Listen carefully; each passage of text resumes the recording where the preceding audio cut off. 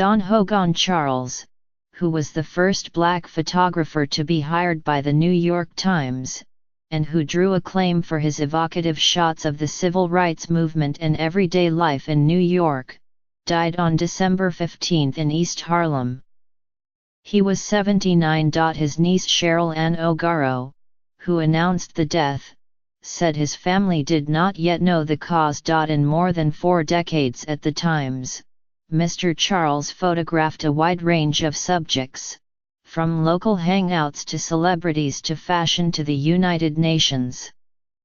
But he may be best remembered for the work that earned him early acclaim, his photographs of key moments and figures of the civil rights era. In 1964, he took a now famous photograph, for Ebony magazine, of Malcolm X holding a rifle as he peered out of the window of his Queens home. In 1968, for the Times, he photographed Coretta Scott King, her gaze fixed in the distance, at the funeral of her husband, the Rev.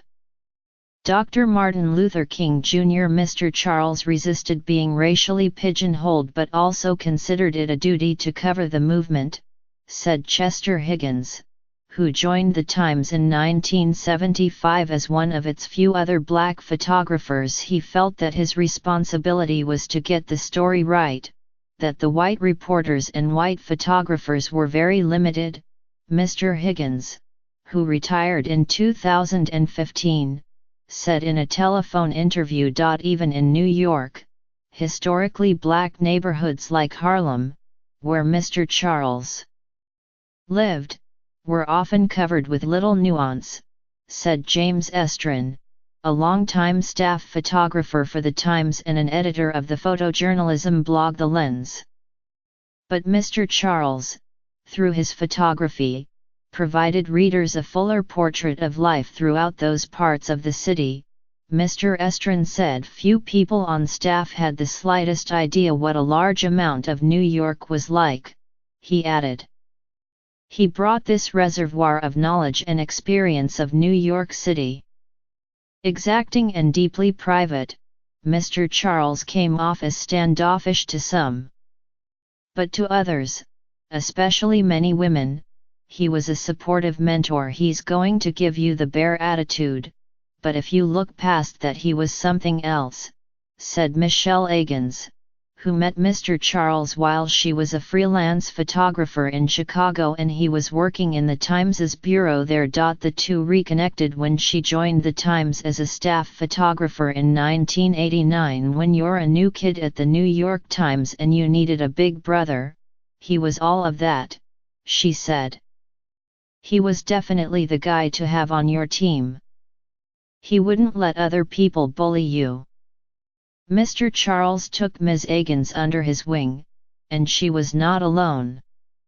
I've had many women photographers tell me that he stood up for them, Mr. Estrin said. That may be because Mr. Charles knew the hardships that came with belonging to a group that was underrepresented in the workplace. At one Thanksgiving dinner decades ago, Ms. O'Garo said, he tearfully described the pain he felt on arriving at a New York City store for an assignment, only to be asked to come in through a back entrance. She added that while covering the civil rights movement in the South, he would often check the tailpipe of his vehicle for explosives. Despite those obstacles, Mr. Charles went on to have a long career at the Times, covering subjects including celebrities like John Lennon and Muhammad Ali and New York institutions like the United Nations.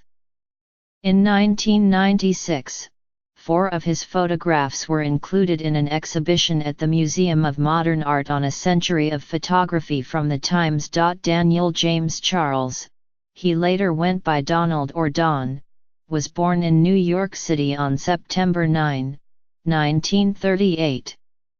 His parents, James Charles and the former Elizabeth Ann Hogan, were immigrants from the Caribbean, Ms. O'Garo said. After graduating from George Washington High School in Manhattan, he enrolled at the City College of New York as an engineering student before dropping out to pursue photography, although at the time it was just a hobby. He worked as a freelance photographer before joining the Times in 1964. He retired in 2007. Mr. Charles never married and had no children. No immediate family members survive, though he was close with his 3 nieces and 1 nephew.